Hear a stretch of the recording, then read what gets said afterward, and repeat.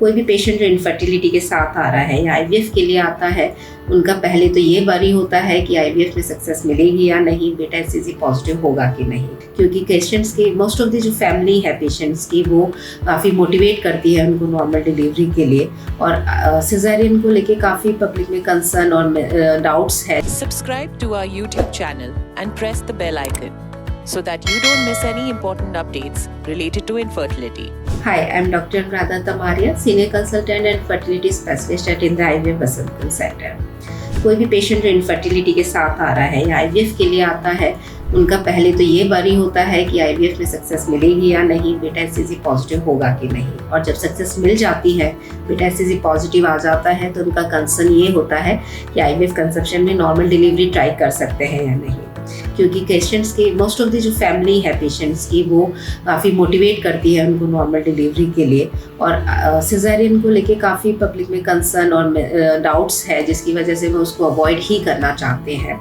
तो एक IVF conception में, आईवीएफ में जो बच्चा है उसको बाहर बनाया जाता है और फिर आपकी बॉडी में ट्रांसफ़र करा जाता है। आपकी बॉडी ने उसको नहीं क्रिएट करा है, तो आपकी बॉडी उसको सपोर्ट नहीं करती है। जो हमको सपोर्ट के लिए, उस एम्ब्रियो को सपोर्ट, उसका एनवायरनमेंट जो है उसको क्रिएट रखने के लिए बाहर से एक्सटर्नली आपको मेडिसिन देनी पड़ती है, इंजेक्शंस देने पड़ते हैं। तो ये जो रिक्वायरमेंट है वो इनिशियल 3 मंथ्स के लिए होती है, यानी कि 12 वीक्स के लिए। 12 वीक्स पे आपका प्लेसेंटा डेवलप हो जाता है, जो कि टेक ओवर करता है। तो 12 वीक्स के बाद यानी 3 मंथ्स के बाद आपकी जो प्रेगनेंसी है, एक नॉर्मल प्रेगनेंसी, नेचुरल कंसेप्शन के थ्रू जो प्रेगनेंसी है, बिल्कुल उसी तरह की होती है।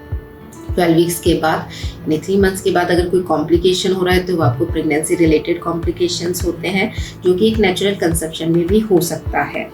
तो आप आईवीएफ कंसेप्शन में नॉर्मल डिलीवरी ट्राई कर सकते हैं, बट आपको कुछ इंपॉर्टेंट चीज़ों का ध्यान रखना है, जैसे कि आप जिस भी हॉस्पिटल में डिलीवरी कराना चाहते हैं या किसी भी जिस डॉक्टर्स के साथ आप जुड़ना चाहते हैं, ऑब्स्टेट्रिशियन, उसके साथ आप अपना प्रॉपर फॉलोअप रखें, अपने सारे अल्ट्रासाउंड्स टाइम पे कराएं, अपना सारा मेडिसिन प्रॉपर ले लें।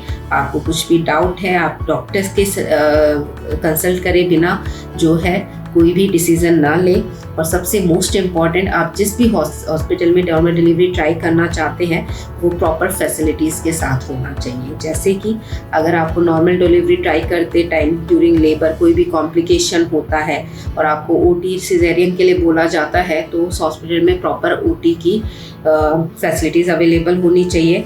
एंड सबसे इम्पॉर्टेंट, बच्चे के लिए प्रॉपर केयर, यानी नर्सरी, प्रॉपर निकू, आईसीयू की सर्विसेज उस हॉस्पिटल में होनी चाहिए।